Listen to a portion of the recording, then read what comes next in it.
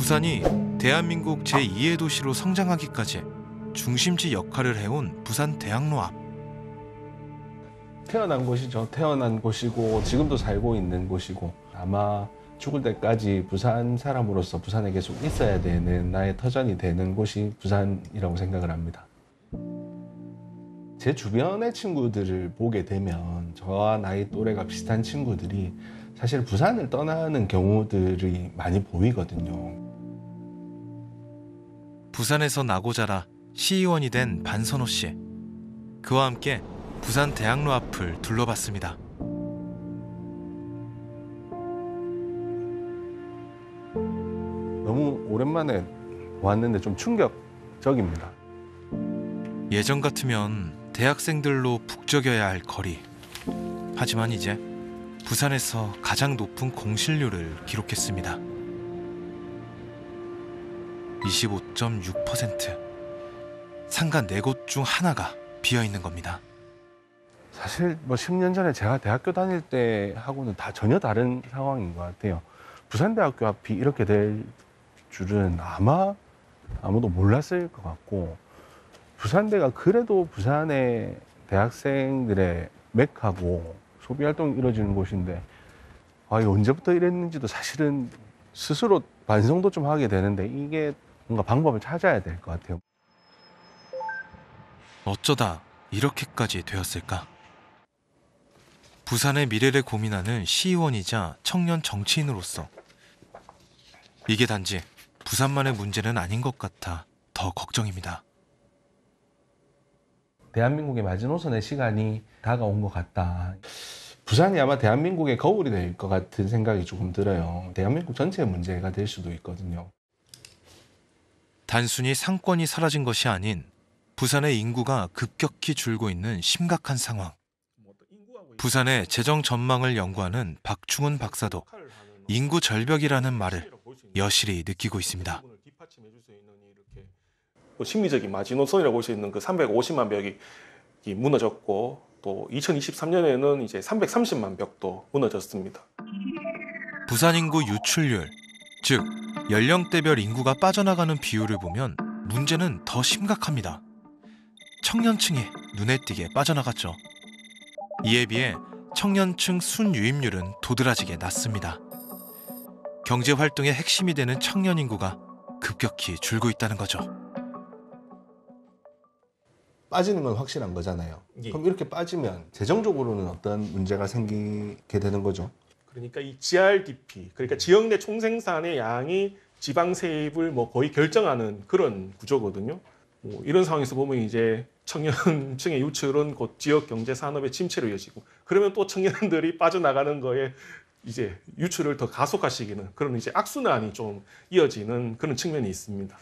과연 이게 우리의 재정이 지속될 수 있느냐에 대해서 이제 의문점이 이제 도출될 수밖에 없는 상황입니다. 그래도 대한민국이 제2도시가 미래를 의심받는 상황이라면 이건 이 자체만으로도 좀 국가적인 그런 문제가 아닐까 하는 생각이 듭니다. 노인과 바다라는 슬픈 별명이 생긴 부산. 저출생으로 인해 청년층은 줄어들고 노인만이 남았습니다. 과연 인구 절벽은 부산만의 문제일까요? 뉴욕타임즈는 최근 한국은 소멸하는가라는 제목으로 칼럼을 냈습니다. 현재 한국의 인구 감소 속도는 한 세대가 200명이라고 가정했을 때 다음 세대는 70명, 그 다음 세대는 25명이 된다는 의미. 이 감소 추세는 흡사 중세 유럽의 흑사병과 견줄 수 있다고 분석했습니다. 흑사병 때 인구가 유럽의 인구가 한 30년, 40년 동안에 한 3분의 1 정도 감소하는 그런 변화가 일어났는데요. 근데 그때는 그 모든 성격을 가진 인구가 함께 줄었던 그런 시기였습니다. 그러니까 나이가 더 많이 들었다고 해서 더 많이 돌아가신 건 아니고, 젊었다고 해서 많이 살아남은 것도 아니고요. 근데 지금 한국이 직면하고 있는 인구 변화라고 하는 것은 인구 구조가 굉장히 빠르게 변하는 그런 변화입니다. 인구와 경제를 연구하는 이철희 교수. 그는 인구가 줄어든다는 것 그 자체보다도 인구 구조가 변화한다는 것에 집중합니다. 1970년 우리나라의 인구 구조는 삼각형, 출생률이 높은 구조입니다. 2002년에는 구조에 변화가 생겼지만 아직은 안정된 삼각형 구조를 유지하고 있습니다.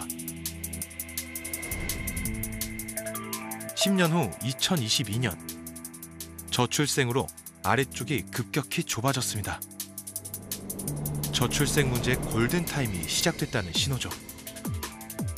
이대로라면 2072년 대한민국 인구 30%가 사라집니다.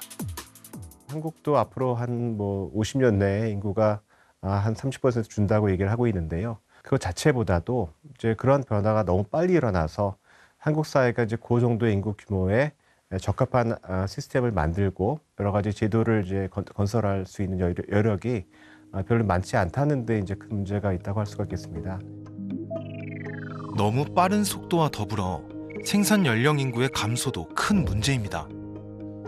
인구학에서는 노동력을 제공하고 경제 활동에 중요한 역할을 하는 15세에서 64세 사이를 생산 연령 인구라 부르는데요. 생산 연령 인구는 2017년까지 증가세를 보이다가 이후 감소세로 돌아섰습니다. 2024년에 3,642만 명, 2072년에는 절반 이상이 줄어드는 1,658만 명을 예상하고 있습니다.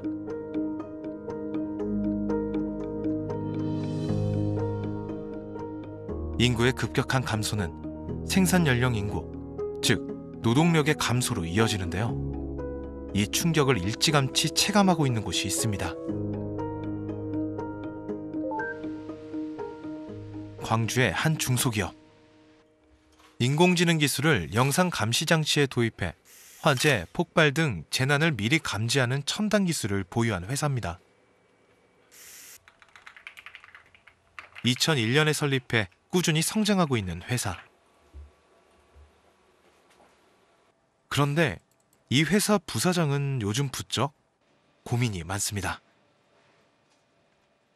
저희가 이제 한 2명 정도 채용을 하려고 했는데 모집 공고 올렸을 때 입사 지원 신청한 인원이 1명만 이제 지원을 이제 한 상황이고요. 근무 조건이 나빠서는 아닐까? 주 40시간 5일 근무에 초봉은 3,500만 원 이상, 4대 보험이 가능한 정규직 채용. 구인난이 심해 근처 대학들과 산학 협력도 맺고 외국인 채용에도 적극적입니다. 하지만 쉽지 않았죠. 출입국관리사무소에서 이제 기준이 있다 보니까 저희가 이제 그 기준에 맞춰서 신청서부터 관련된 이제 첨부 자료, 그리고 이제 저희가 마지막 단계에는 이제 인터뷰까지 해서 다 소명해야 되는 이제 그런 이제 과정들이 있었습니다. 신원을 회사에서 이제 또 보장을 해줘야 될 부분들이 있다 보니까 사실 회사 입장에서 좀 부담스러운 부분은 없지 않아 있습니다. 저출생의 파도, 인구의 급격한 감소로 인한 노동력 부족은 전국적인 현상인데요. 통계청이 발표한 장래 한국 생산연령 인구 추이를 보면 3,700만 수준이었던 생산연령 인구가 50년 안에 절반 수준인 1,700만까지 떨어질 것으로 전망합니다. 이렇게 일할 사람이 사라진다는 것은 과연 어떤 의미일까요? 미래 재정을 연구하는 학자 전영준 교수는 재정 분야에도 골든타임이 왔다고 말합니다. 저출생이 계속되면 우리에겐 어떤 일이 벌어질까? 제작진은 미래 대한민국의 조세부담 시뮬레이션을 진행해봤습니다. 골든타임이 지나 생산연령 인구가 급격히 줄어드는 2038년이 오면 30대의 경우 자본소득과 노동소득을 합친 총소득에서 총조세가 차지하는 비율이 33.4%였습니다. 50대는 이 비율이 42.3%까지 치솟았죠. 여기서 총조세란 조세, 사회보험료, 준조세 이 모두를 합친 것인데요. 생산연령 인구가 반토막이 나는 2072년이 되면 상황은 더 심각합니다. 30대는 총소득의 37.3%를, 50대는 무려 48.7%를 세금으로 내야 합니다. 충격적인 결과죠. 미래 세대의 부담과 국가 재정 악화로 이어진다는 의미이기도 합니다. 인구 고령화가 진행되면 지출 증가 요인으로 작용하고 수입 감소 요인으로 작용하기 때문에 앞으로 우리나라 정부의 그 정부 재정은 훨씬 더 악화될 것이다. 저도 자식이 있는 부모로서 자식한테 빚을 갖다 떠넘기려고 하는 부모는 아마 별로 없을 겁니다. 아마. 근데 우리 공적 부모 이제 재정 정책을 통해서 지금 부모 세대는 자녀 세대한테 빚을 체계적으로 떠넘기고 있거든요. 인구 고령화가 이렇게 우리나라 같이 이렇게 극단적으로 빠르게 진행될 경우에는 굉장히 위험하다.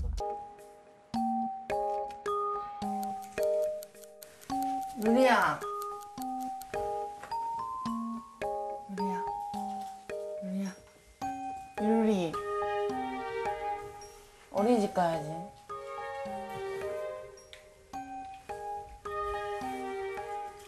일어나.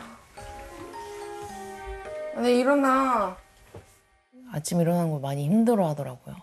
아이를 7시 50분 정도에 깨워가지고 세수시키고 로션 바르고 옷 입히고 바로 차량을 8시 8분 차를 타야 돼서 8시 정도에 나가는 것 같아요.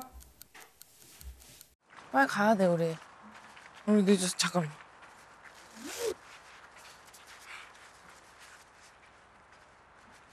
안 돼, 여보세요? 네네. 아, 네. 우리가 빨리 와. 늦었어. 차 왔대. 장난치지 말고 빨리 와. 그래, 친구들 기다리잖아. 루리야, 친구들 기다린다니까?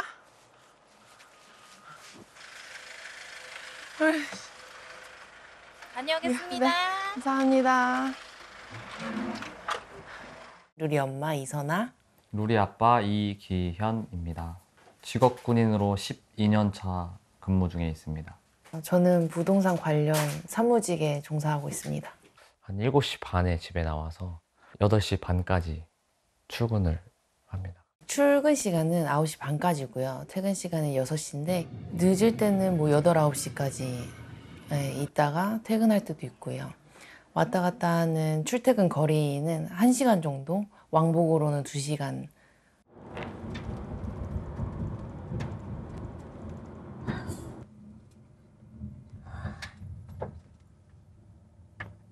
이거 딱지 100%다. 100%. 오늘 얘 똥 쌌어. 우리는 좀 활발하고 사람을 좀 많이 좋아하는 그런 아이예요. 친구들하고 있을 때 엄청 주도적으로 한다고 들었고요. 이거 봐, 반지 봐. 이거 봐. 우와. 근데 반지는 아니야. 이거는 색연필 꽂이는 대시야. 이거 봐. 잘 꽂아지지? 응. 얘들아, 오늘 선생님이랑 뭐 했지? 이거 공풍경에 대해서 한번 이야기 나눠보고요. 우리 자요. 어? 우리 자? 안녕. 피곤해? 누워있을 거야? 어떻게 할 거야?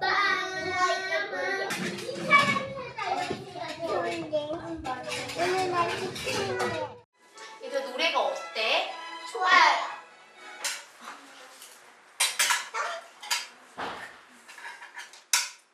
선생님 이름은 안 시키라고 싶어요. 이름은.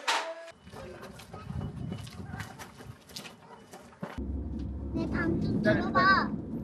잘라.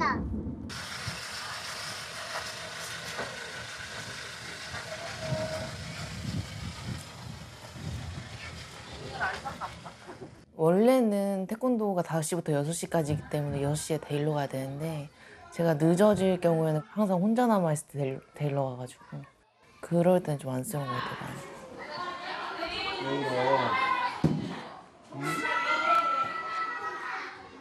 육세반 올라오면서 어린이집에서 낮잠이라는 게 없어졌다고 들었거든요.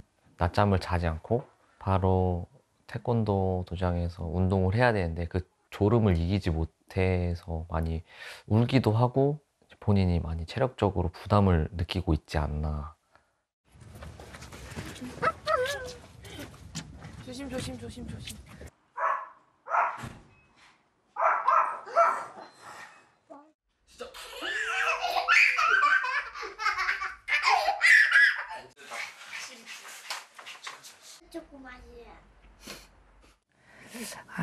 박혜원 씨가. 한 50분? 아, 50분 맞나요? 같이 놀아주는 시간은 한 1시간 이내인 것 같고 같은 공간에 있는 것도 사실 반나절도 안 되는 것 같아요. 태권도장에서 네. 막 엉엉 울 때 누가 보고 싶어? 엄마가요. 엄마가 빨리 왔으면 좋겠어? 네. 저는 외롭지 않아요. 저 혼자 놀 줄 알아요. 아이고. 엄마 왔다. 엄마 안. 엄마.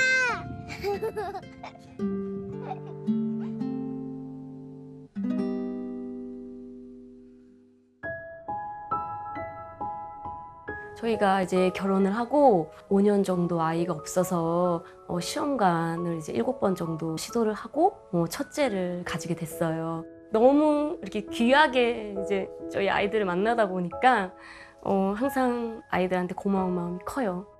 저는 공립초등학교에서 방과후 학교에서 근무하고 있습니다. 사립학교 초등교사로 근무하고 있습니다. 네. 저희는 참 그래도 아이 키우기 여건이 그나마 괜찮은 편이다. 왜냐하면 아내는 아침에 그래도 11시쯤 출근할 수 있으니까 아이들을 좀 잘 보낼 수 있고. 뜨거워. 아침에 하는 게 조금 힘든데 이제 퇴근하고 와서 빨래를 개기 시작하면 아이들 케어하기는데 조금 부족하지 않나. 시우, 시계 봐봐. 얼마큼 남았어요? 이야. 이거 오빠 거야. 아니야. 네 거 맞아. 인사하고 안녕하세요.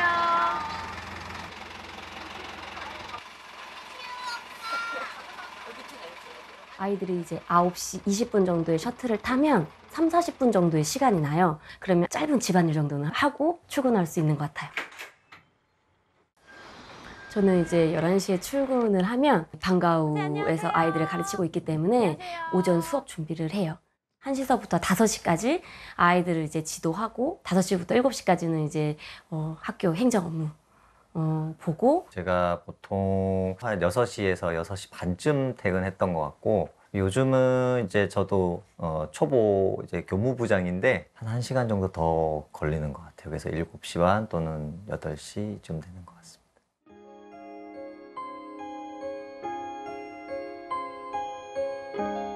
사실 저희는 아이들이 배우는 모습을 본 적이 한 번도 없어요.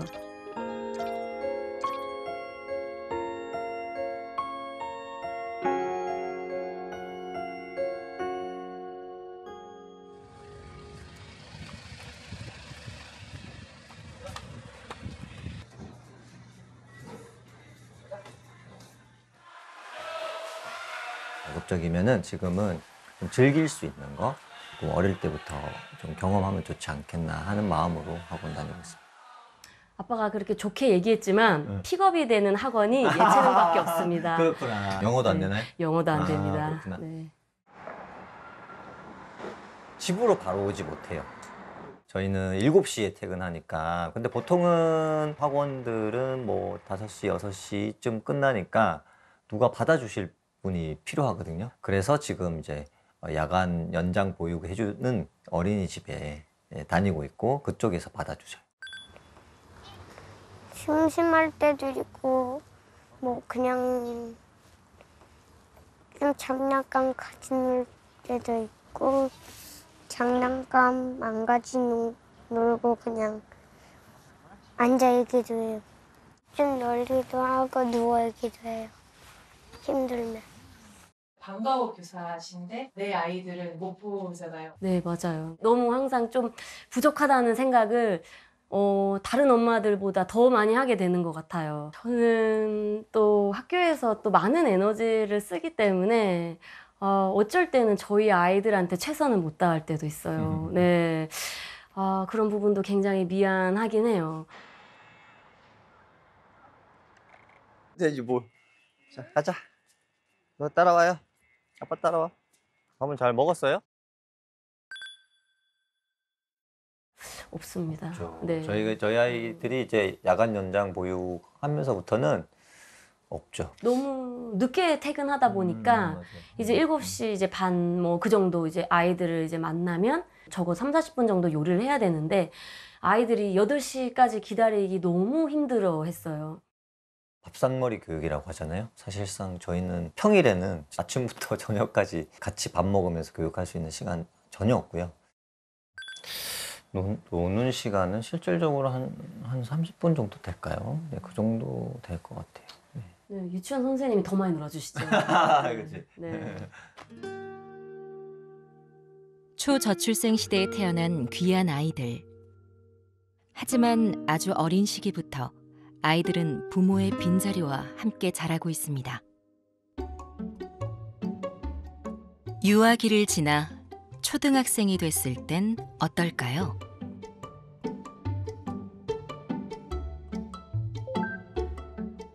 우리는 이 질문에 대한 답을 찾기 위해 3명의 초등학생과 부모님을 초대했습니다.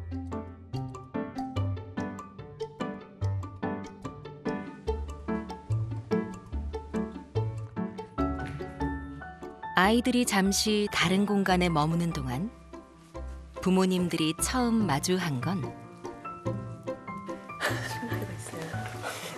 애들 학교 시간표거든. 교과목을 잘 모르는데 뭘 써야 되나? 그 이후 같아요. 방과 후. 방과 후 이후로 시간. 아이들 시간표를 한번 만들어 보는 시간이에요.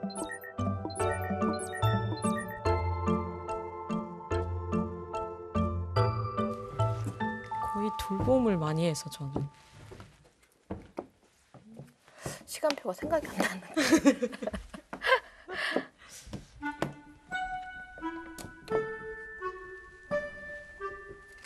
끝났어요. 네, 저도 끝났습니다. 저 좀 많이 보내줘. 엄청 바쁜데 주한이. 매일매일 영어랑 태권도 학원을 가요. 네, 다행히 이제 주 5일 갈 수 있는 학원을 찾아가지고 그리고 이제 피아노 주 이틀 그렇게 배우고 나면은 이제 6시쯤 이제 끝이 나는데 그럼 제가 퇴근이 5시여가지고 끝나면 이제 앞에 가서 애 데리고 집으로 갑니다. 네. 월, 금은 조금 일찍 끝나는 날은 그 사이에 미술을 가고 그렇죠. 매일 2시에는 이제 매일 공부방을 가는 스케줄로 지금 맞춰놨고요. 이거는 뭐 공부를 시키려고 가는 건 아니고 매일 갈 수 있는 곳을 찾다 보니까 이제 공부방을 가게 됐고. 저는 아직 1학년이기 때문에 돌봄 교실을 많이 활용을 하고 있고 그리고 저는 시터 이모님을 고용을 했습니다. 퇴근 시간이 한 7시 반 정도 되거든요. 그래서 그때까지 이모님이 아이들 저녁 먹이고 목욕까지 시켜주셔가지고 지금 이제 스티커를 받으셨을 거예요. 하트 스티커인데요. 부모와 아이가 함께 있는 시간에 스티커를 붙여주시면 돼요. 여기 시간 안에서만이죠? 네. 붙일 데가 없는데요. 어떻게? 한 개도 없어요. 그러네요. 아, 이거 너무 슬프다, 이거.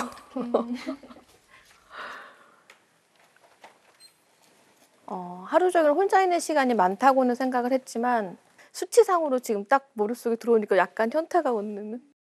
정말 9시부터 밤 9시까지 엄마 아빠와 같이 할 수 있는 시간이 단 1분도 없었다는 거. 그게 한눈에 확 들어오니까 너무 미안한 마음이 좀 크더라고요. 네.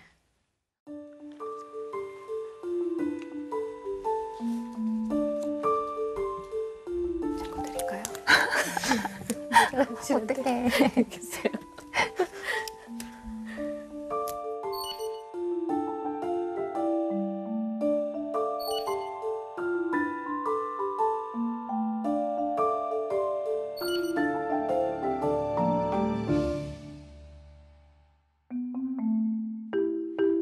이번엔 아이들의 이야기를 들어볼 차례입니다. 이 노란색이 그런 뜻이에요. 엄마 아빠랑 놀고 싶은 시간을 붙여보는 거예요. 그래가지고 나도 붙이고 싶어. 다 빼는 거니 설마?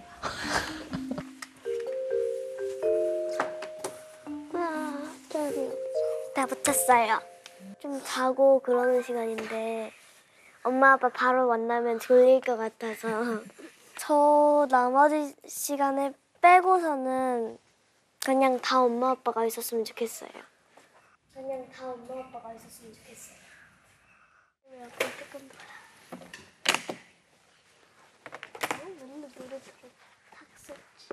다 했어요? 응. 오. 의외인데?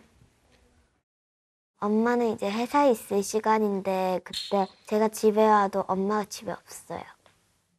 저희 아이들은 돌 되기 전부터 어린이집에 다녀가지고 뭐 어린이집 가기 싫어, 유치원 가기 싫어, 학교 가기 싫어 이런 말을 안 해요. 빠질 수 있다는 걸 아예 몰라요, 애들이.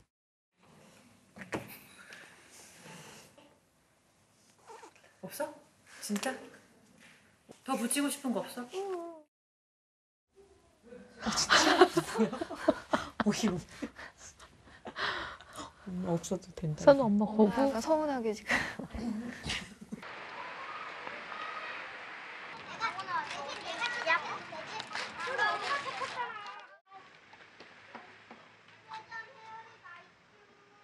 Korea is so screwed. Wow. 지난 EBS 다큐멘터리를 통해 큰 화제를 불러일으켰던 조앤 윌리엄스 교수는 한국 사회의 무엇에 주목하고 있을까요?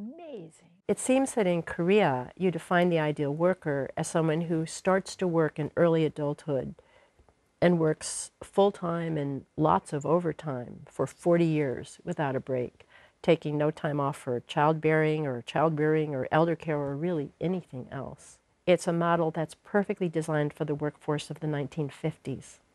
But that's not the workforce in Korea today. By failing to change that definition of the ideal worker, you've created a system that's very bad for women. But it's also bad for men, and it's worst of all for children.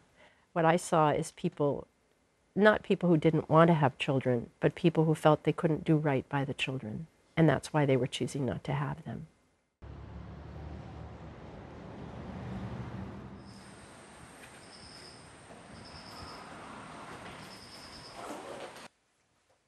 집에 오면 또 11시고 그러면 공부하고 항상 새벽에 자고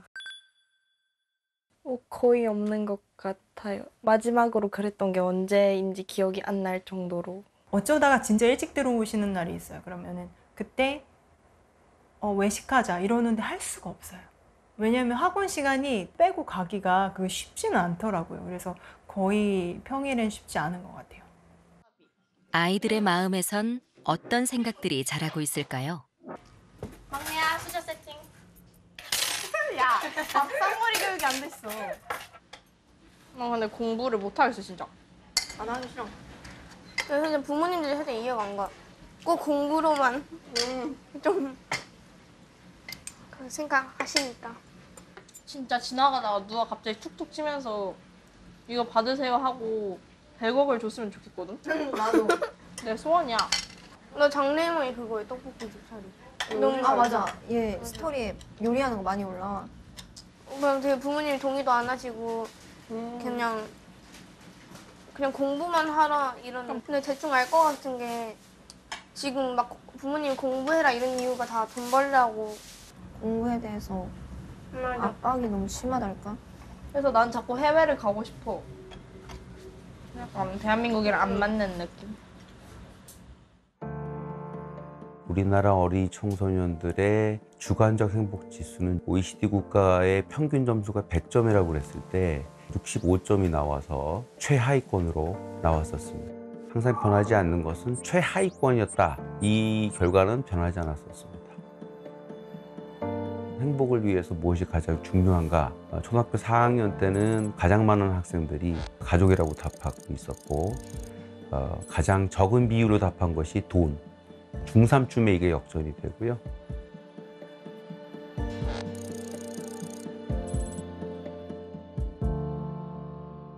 어린 청소년들이 기대는, 의존하는 가족이 제 기능을 못하고 있다고 생각을 하고요.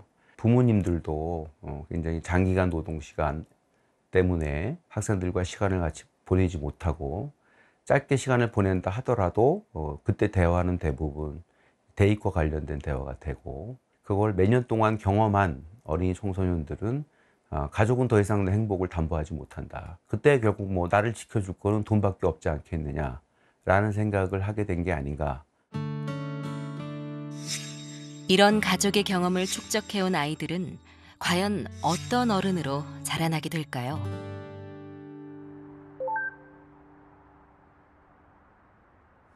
여학생들 나와서 여기서 남자들 연락처를 가져가세요. 이름을 일어나서 부르고 손을 들어서 자기 힘을 밝혀주세요. 김동현, 몇 조? 학생들은 지금 데이트 과제를 함께할 상대를 확인 중입니다.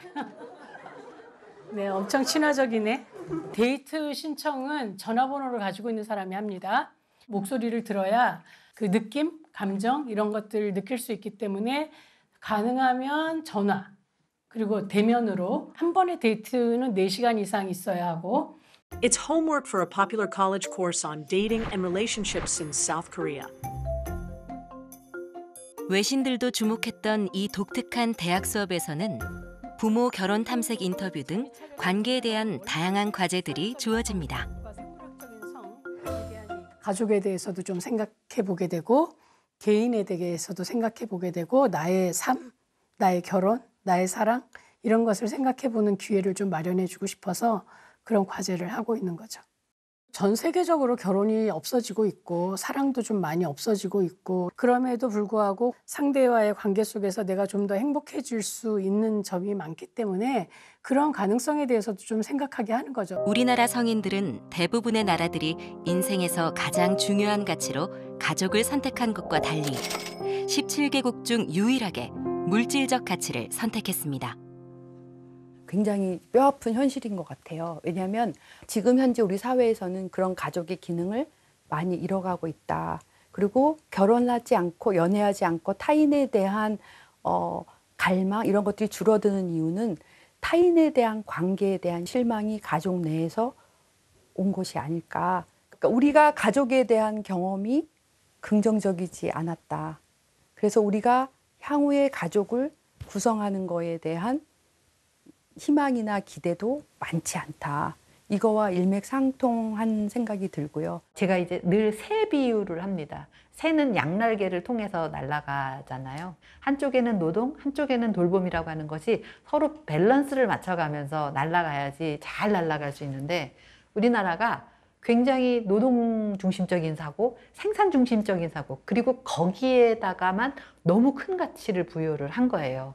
그러다 보니까 이거는 보이지 않거나 무의미하거나 쓸데없거나 부담스럽거나 이런 쪽으로 지금 이제 가치가 만들어지면서 결과적으로 많은 사람들이 일로만 매진하는 그런 사회가 되지 않았을까 그런 생각이 듭니다. 다른 나라에서 하는 것들을 좀 보면은 부모들이 적어도 한 4시 정도에는 아이를 데리고 가서 해 뜰 때 아이 데리고 가서 놀 수 있는 환경들을 마련해 줘야 된다고 생각을 합니다. 하지만 가장 기본적인 육아휴직조차 쉽게 쓰지 못하는 우리의 현실. 해결해야 할 문제들이 여전히 많습니다. 출산육아 갑질 특별위원회는 올해 1월에 만들어졌고요.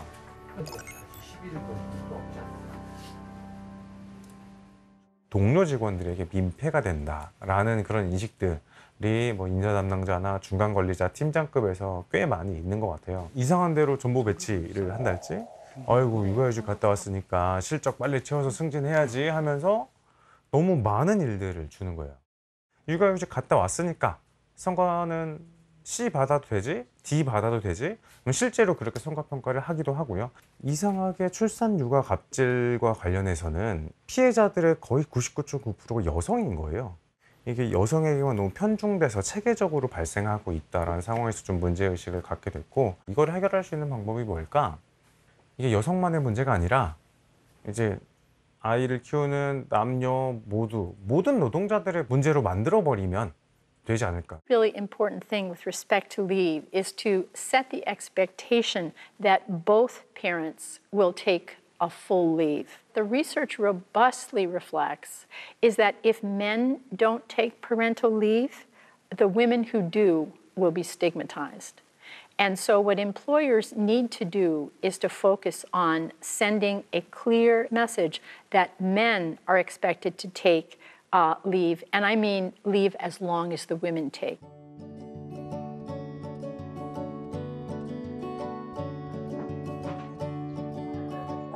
떡떡 문 열려나? 아 열려있네? 빨리 와. 잘 들어갔어? 잘 들어갔어요? 변신발이지?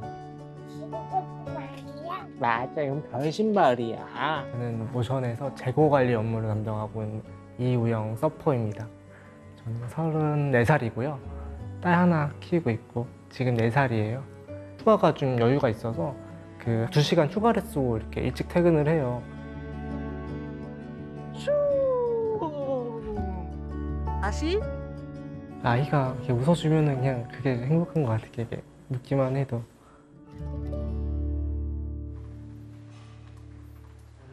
오늘 우영 씨는 육아휴직을 앞두고 마지막 출근을 했습니다.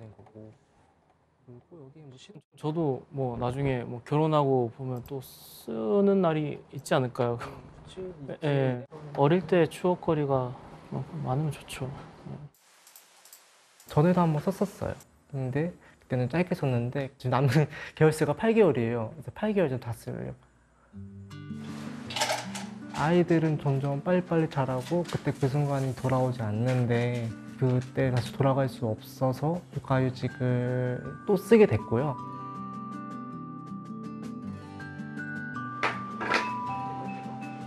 엄마 왔다, 엄마 왔다. 엄마 왔다, 엄마 왔다. 엄마 다녀왔어요. 엄마. 엄마 다녀왔어요. 엄마 다녀오셨어야지.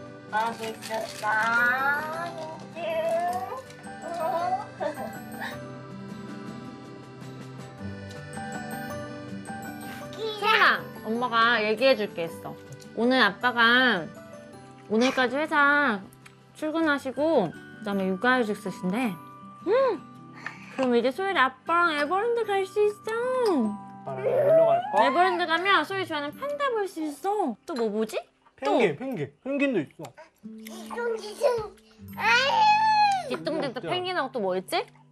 저는 정말 기대되는 게 이제 아이랑 주말에 되게 시간이 한정적이잖아요. 뭔가를 하려고 해도.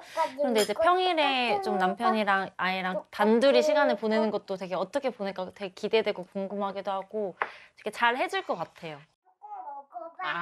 냠냠냠냠. 전혀 오히려 지원을 더 해주시려고 하니까 그런 문화 때문에 한 것도 더 크죠. 만약에 갔다 와서 뭔가 좀 이렇게 안 좋은 소리가 나왔더라거나 이렇게 있었으면은 오히려 더 말하기가 좀 힘들었겠죠. 근데 그런 게 전혀 없었어요. 나는 우리 둘째가 너무 안 먹어서 그러니까 소아과에서 안 먹었는데 차라리 정말 좋아하는 것만 그냥 가보면. 애들 그거 좋아해요? 로봇 좋아해요? 서울 로봇 인공지능 과학관이 생겼어요. 어디에요? 우리 사회 어디에선가 시작되고 있는 변화. 그것이 주는 메시지는 무엇일까요? 전에 근무를 했던 데는 대기업이었었는데 야근이 일상적이었었고요. 특히 일이 많을 때는 주말에도 거의 나왔었던 것 같아요. 일을 열심히 하는 거는 좋은데 자율적으로 하는 게 더 중요하다는 생각이 들었었습니다. 가족 친화 경영이라는 거는 따로 있는 게 아니라 그냥 어떻게 하면 회사에 더 집중하고 일을 더 열심히 하고 오래 회사를 다니고 할 수 있을까라는 그 아웃풋을 내기 위한 전략이죠. 작은 회사에서 가족 친화 경영하는 거 어려워요라고 하시는 그분들에게 그러면 인재를 채용하고 인재를 유지하는 거는 쉽습니까? 라고 물어보시면 그게 더 어렵다고 할 수 있어요.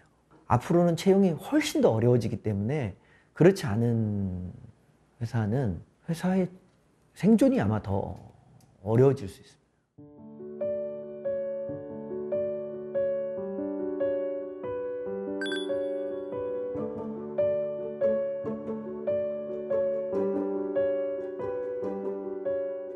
물놀이를 좋아하고 아빠랑 있으면 좋고 엄마도 있어. 엄마도 있어서 너무 좋았어요? 엄마 아빠랑 아파트 단지를 걷고 있을 때가 제일 행복했어요. 가족들과 생일 파티를 한 장면이에요. 가족이 생일 축하할 때 너무 좋았어요. 한 명의 아이를 키워내고 한 명의 사회 구성원으로 잘 키워내는 게 정말 중요한 부분이거든요. 저는 특히 지금처럼 초저출산 사회가 되면 한 명 한 명의 인재가 진짜로 중요한 사람들이라고 생각이 들어요. 저는 우리가 다 같이 한번 진짜 돌봄에 대해서 전 국민이 한번 작심하고 한번 좀 생각을 해보자 이런 생각을 해봤으면 좋겠어요. 그러니까 도대체 돌봄이란 게 뭘까? 정말 중요하다면 제도도 바꾸고 경제도 바꾸고 사회 전반적인 시스템도 바꾸고 우리 인식도 바꿔서 내가 누군가에게 이렇게 안전하고 따뜻한 돌봄을 받을 거라고 당연히 희망하고 소망할 수 있는 사회가 와야 되지 않나. 가족이라는 가치는 가족에 의해서만은 지켜지기가 어려운 사회가 된 것 같아요. 그래서 만약에 가족이 전 사회적으로 중요하고 기묘하다는 점을 다들 받아들인다고 그러면 전 사회적으로 가족에 대한 관심, 그다음에 어떠한 개선을 하는 것이 가족을 살리는 길인가를 또 고민하는 것도 굉장히 중요하다고 하겠습니다. 사람들이 아이를 낳지 않으려고 하고 낳지 않겠다는 것은 우리가 지금 살고 있는 환경에 대한 어떤 조명, 성찰 이런 게 필요한 시점이라고 생각이 듭니다. 아마 그런 거를 잘 극복하게 되면 지금 현재의 인구 절벽을 깨트릴 수 있는, 박차고 오를 수 있는 어떤 요인들, 요소를 발견할 수 있지 않을까 생각하고 저는 그래도 긍정적으로 바라보고 싶습니다.